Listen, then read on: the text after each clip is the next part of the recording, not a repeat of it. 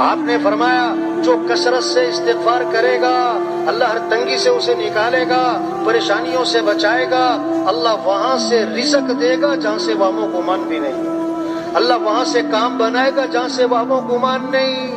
استغفار پر وعدہ ہے، لولا تستغفرون اللہ لعلکم ترحمون۔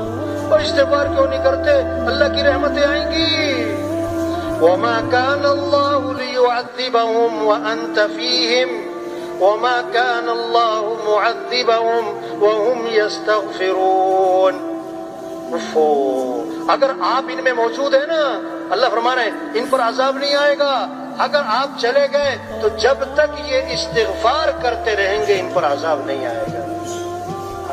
استغفار سے مسئلوں کا حل ہے، پریشانیوں سے بچنا، کاموں کا بننا، استغفار کی کثرت۔ استغفار سے کیا ہے؟ ہمارے مسئلے حل ہوں گے، استغفار سے ہمارے کام بنیں گے۔